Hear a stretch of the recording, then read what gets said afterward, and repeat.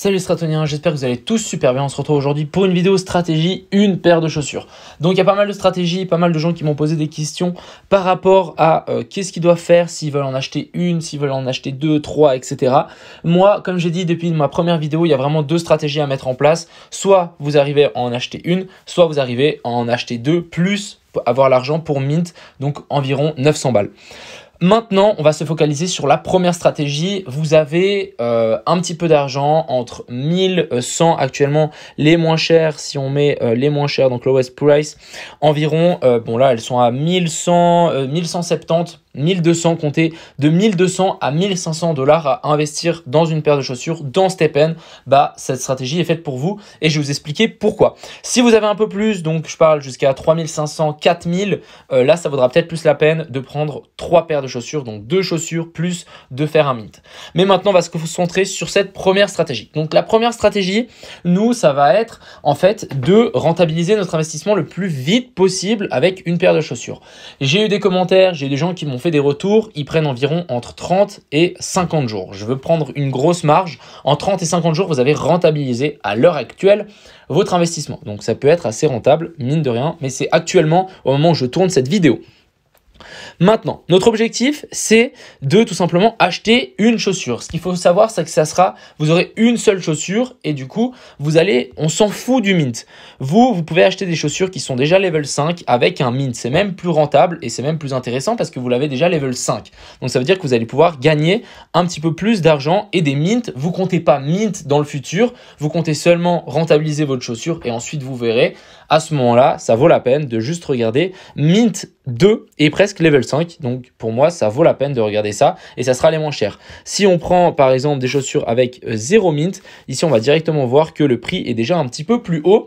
Si vous pouvez vous le permettre et vous dites, OK, je préfère acheter un petit peu plus, je préfère mettre 100 ou 200 balles en plus pour avoir une chaussure sans mint, faites-le. Je pense que ça vaut la peine, sachant qu'en plus, sans doute, plus tard, vous allez tomber amoureux de l'application et vous allez vous en racheter une deuxième et pourquoi pas faire un mint. Et là, vous allez bien être content d'avoir monté une chaussure qui a 0 mint. Donc vraiment, réfléchissez bien à ça. Est-ce que vous comptez racheter une chaussure plus tard?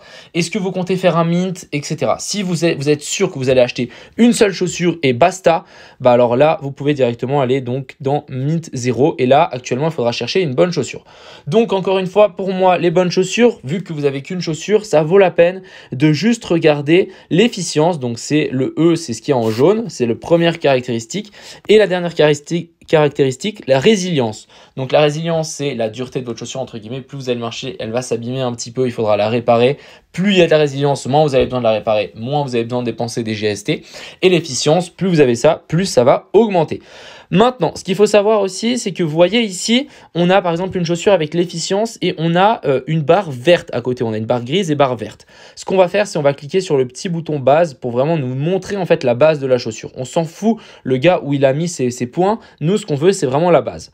Donc actuellement, ici, on voit qu'on a 7 et A4, donc 7.3 en résilience et 4.1 en résilience. Elle n'est pas fofa, elle n'est pas foufou.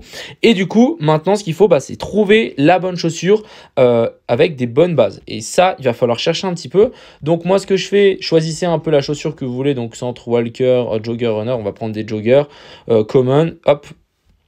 Et on va chercher. Donc maintenant, on cherche un petit peu 12.5. Ça peut peut-être valoir la peine. Non. Et regardez bien aussi. Donc celle-là, par exemple, celle-là, elle était un peu plus chère. Mais voilà, vous cherchez. Donc voilà, ça va peut-être vous coûter un petit peu plus.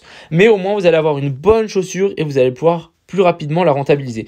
Ce qu'il faut savoir aussi, c'est que là, vous allez acheter une chaussure qui est déjà level 5. Donc, c'est pas mal. Ça veut dire qu'il va seulement falloir la monter jusqu'au level 9. Moi, c'est ce que je conseille. C'est si vous avez une chaussure, montez-la jusqu'au level 9, ça suffira. Parce que en fait, c'est pour la passer au level 10, il faudra des GMT, donc c'est une autre crypto-monnaie. Et ça commence à coûter un petit peu plus cher pour passer des paliers comme 5, 10, 15, 20.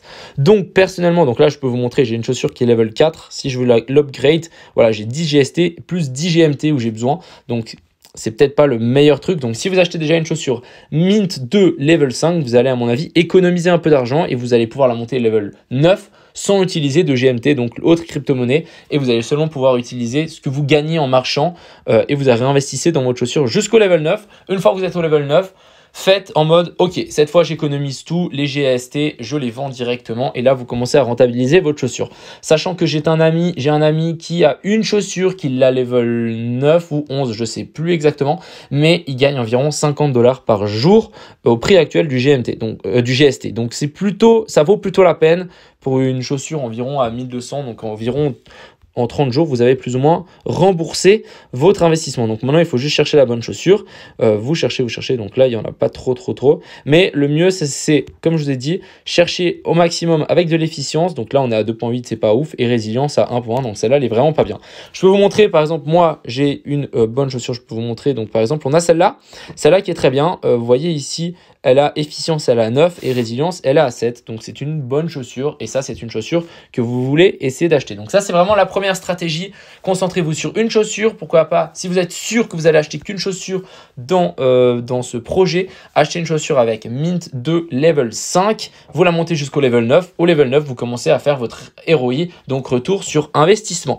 Si vous pouvez vous permettre un petit peu plus, je ferai une vidéo dans les jours à venir qui va vous parler de la stratégie des 3 chaussures, qui est un petit peu plus compliqué, mais bien évidemment, vous allez pouvoir sans doute gagner plus sur le long terme. Vu que vous investissez plus, vous allez gagner plus. Et une fois que votre ROI est fini, ça sera beaucoup plus de bénéfices que pour une chaussure. Donc voilà, j'espère que cette petite vidéo vous a plu.